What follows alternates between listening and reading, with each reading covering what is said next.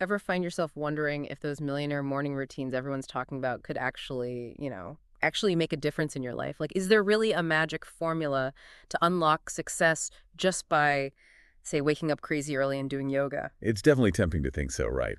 There's this almost mythical quality to those Mhm. routines. Like they hold the secret to productivity and success if we could just crack the code. Right, exactly. And let's be real, who hasn't wished for a productivity boost at some point?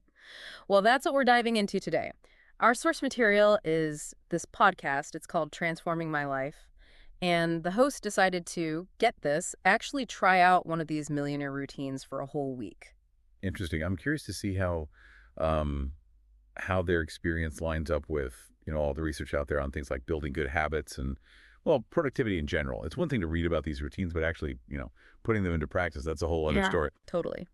It's easy to say you'll wake up at 5 a.m., but actually doing it.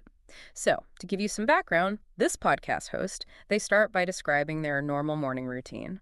And, well, let's just say it's pretty relatable. Wake up at 7:30, hit snooze a few times, scramble out of bed, grab a granola bar on the way out the door, and rest to work. Sound familiar at all? Oh, yeah. I know that feeling all too well. It's like you're always playing catch up, right? Reacting to the morning instead of, I don't know, being in control. Yeah. And I think that's part of the appeal of these millionaire routines. They promise that structure, a way to kind of reclaim control over those early hours. Exactly. And this podcast host, you can tell they're feeling that pull, that tension. Like they're skeptical, but they're also desperate for a change? So they take the plunge. 5 a.m. wake up, light stretching, a run, 10 minutes of meditation, and then some journaling. Okay. That's a pretty solid routine, actually. And it's important to remember that there's no one size fits all approach, even amongst, millionaires. It's about finding what works for you. Mhm. But generally speaking, they tend to have some common threads like waking up early, some form of physical activity, and incorporating mindfulness. Totally. And that's what makes this particular experiment so interesting. It's taking those principles and seeing how they play out in the real world, Yeah. with someone who isn't already a millionaire CEO. Yeah, absolutely. It brings a level of relatability to it and, maybe even a little bit of attainable aspiration. Because let's be honest, not all of us can afford to jet off to like a morning yoga retreat with our personal chef. Definitely not. But hey, maybe squeezing in a 10-minute meditation before the kids wake up is a good starting point, right? Mm. Speaking of starting points, let's dive into the experiment itself. How did our podcast hosts fare on day one with that daunting 5:00 a.m. alarm? Well, this is where things start to get really interesting, where those common productivity pitfalls, tend to pop up. Oh, I can already sense some relatable struggles coming our way. So last we left off, our podcast host was staring down that 5:00 a.m. alarm on day one. I don't know about you, but I can practically hear that inner groan. Oh, absolutely. That's the ultimate test right there. Willpower versus the snooze button. That moment can really make or break a new routine. And you know what? They actually did it. Got out of bed and followed the routine. They even managed to squeeze in a run, like as the sun was coming up. Even I felt a little surge of motivation hearing them describe it. It's amazing how powerful those early morning wins can be. There's just something about like accomplishing something challenging before the rest of the world is even awake. Can really set a positive tone for the whole day. Totally. But it wasn't just a feeling, though. The podcast host actually reported feeling more alert, like way more focused, even more productive throughout their whole workday.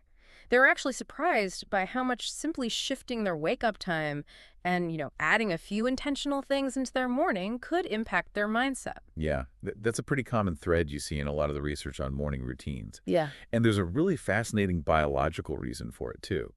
So our bodies, right, they operate on these things called circadian rhythms. Circadian rhythms. Yeah, exactly. Just think of them like internal clocks that kind of regulate our sleep-wake cycles, hormone release, even our energy levels throughout the day. So by waking up earlier, are we like syncing up with those natural rhythms and maximizing our energy peaks? Exactly. By aligning our routines with those natural rhythms, which for most of us means, waking up with the sun, getting some sunlight early on, Yeah. we can optimize those natural peaks and valleys in our energy. And that can lead to feeling more alert in the morning and kind of as a nice bonus, naturally winding down in the evening. It's like giving your brain a head start on the day, right?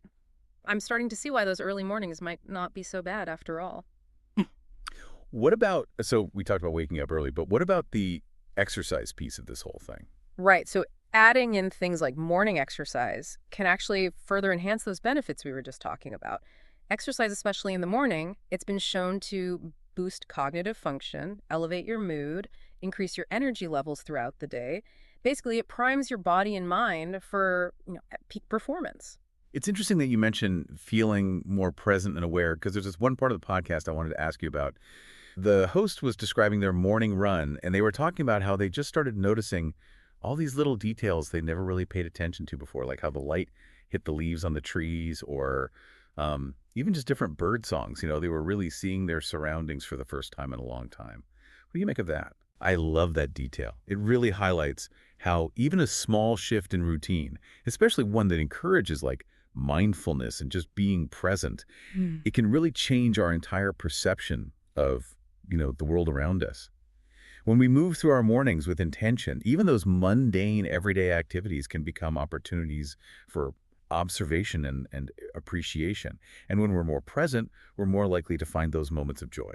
It's like hitting the reset button on how you experience the day. And you knew this was coming. It wasn't all sunshine and roses, was it? Remember those relatable struggles we talked about? Ah, yes, the inevitable crash back down to reality. What happened when the initial excitement wore off? Well, let's just say our podcast host was not immune to the midweek slump. Even millionaires, it turns out, have those days where the snooze button is just calling their name. Yeah. Okay, so we're back, and you know where we left off, right? Our deep dive into these millionaire morning routines. Things were, well, they were going pretty well. Early morning energy, a little zen, but then that midweek slump hit. You know what I'm talking about. Oh, yeah, it's pretty much unavoidable, isn't it? That initial burst of, excitement, it starts to fade, and suddenly that snooze button, way too tempting. Really a make or break point I think, for any new habit you're trying to form. Totally. And our podcast hosts, they were really feeling it this time. They even admitted to actually staring at the ceiling one morning, seriously questioning this whole, early rising thing. They were tired, motivation was gone, and those blankets, yeah, they were calling. Been there. So what did they do? How'd they get past it? You know what they did? They got out of bed. Wow. They did. They actually reminded themselves that this feeling, this urge to just give up, it was temporary. And they kept that, that bigger picture in mind, that feeling of, being more intentional with their time, starting the day on their own terms. That's so important. Discipline is key, for sure, but it's also about mindset. Instead of getting stuck on what you're missing out on in the moment, those extra few minutes of sleep, you have to connect with the why. What's the bigger goal here? Playing the long game, exactly. And what really struck me was how the whole experiment kind of took this turn. Remember how the podcast hosts, they were really struggling with the meditation part? Yeah, it wasn't really clicking for them at first. Right, but they kept at it. And then on day 5, something pretty remarkable happened. They had this breakthrough moment during their meditation. This is one of my favorite parts. What happened? So they described it as this brief but really profound sense of peace. Their mind actually went quiet for a minute. All those thoughts, they just kind of faded away. It's incredible how powerful even just a few moments of stillness can be. Not everyone will have that, dramatic kind of experience, but it really shows you what mindfulness, even short practices, can do. Training your attention, being present, quieting that inner chatter. It's powerful stuff. Which, let's be honest, in this day and age, it can feel like a superpower, can't it? And as I was listening to their story, I realized that this whole thing, it wasn't about, becoming a millionaire.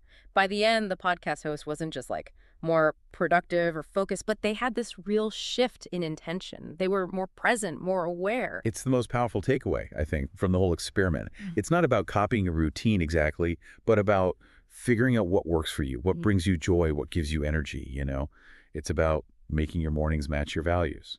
Owning your morning instead of it owning you. Love it.